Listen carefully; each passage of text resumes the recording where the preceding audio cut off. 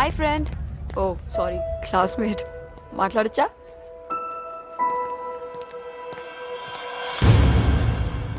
నిన్ను చూస్తే నాకు చాలా ఆశ్చర్యంగా ఉంది. వాళ్ళని ఎవరైనా ఎదిరించి మాట్లాడితే చాలు మీద పడి చిత్తగా బాధేస్తారు.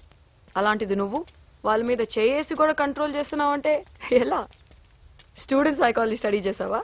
స్టూడెంట్ సైకాలజీకి స్టూడెంట్ గ్రూప్ సైకాలజీకి చిన్న తేడా ఉంటుంది. ప్రతి గ్రూప్ కి లీడర్ ఉన్నట్లే ప్రతి గ్రూప్ లో ఒక మూర్ఖుడు ఉంటాడు. వాడి మీద మిగతా వాళ్ళకి ఏ ఒపీనియన్ ఉండదు. ఏ గొడవ జరిగినా ముందు మీదకి వచ్చేది ఆ మూర్ఖుడే. వాడిని కొడితే వాడు అవుతాడు, మిగతా వాళ్ళు కూడా అవుతారు. లీడర్కి మూర్ఖుడిని కాపాడటం కంటే లీడర్షిప్ కాపాడుకోవడం ఇంపార్టెంట్. కనుక సేఫ్టీ ఆలోచిస్తాడు. రే దొరికాడు రండ్రా.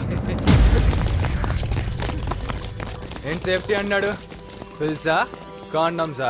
కాలేజ్ వెనకాల ఏం చేస్తున్నారు? దాదా బానే దొరికారు ఇళ్ళు.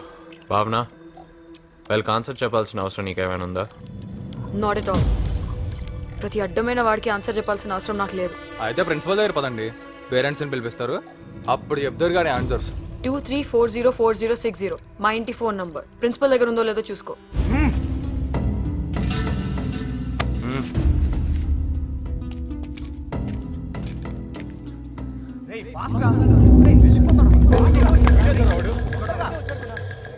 ఇటే వచ్చాడే, అది అటు వెళ్తున్నాడు. నాకు ఇంత ధైర్యం ఎలా వచ్చిందో తెలియడం లేదు. నీ వల్లేనేమో. ఈ వేసిన కొడుకుల వల్లే మిస్ అయ్యాడు. రై ఏంట్రా పోతున్నావు? జరిగిందిగా చెప్పాను. మీకంటే వేసిన కొడుకులు ఎవరుంటారా? మొదలైందా? అవును, వాళ్ళ గురించి ఇంత బాగా సైకో అనాలిసిస్ చేసావు కదా, ఇప్పుడు చెప్పు, ఆ రెండు బ్యాచ్లో ఏ బ్యాచ్ గెలుస్తుంది? నా లెక్క ప్రకారం ఇప్పుడు ఆ రెండు బ్యాచ్లు కలిసిపోతాయి.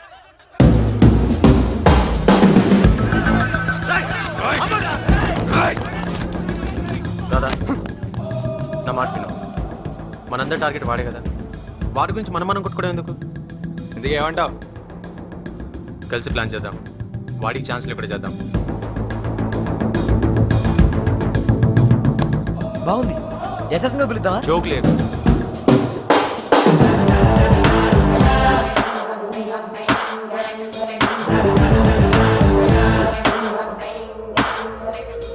అసలు కాలేజ్ కంటే సేఫ్టీ ఇంకెక్కడ ఉంటుందండి? అంతమంది ఫ్రెండ్స్ మధ్యలో లేని సేఫ్టీ ఇంట్లో వాళ్ళు ఏమిగలరు?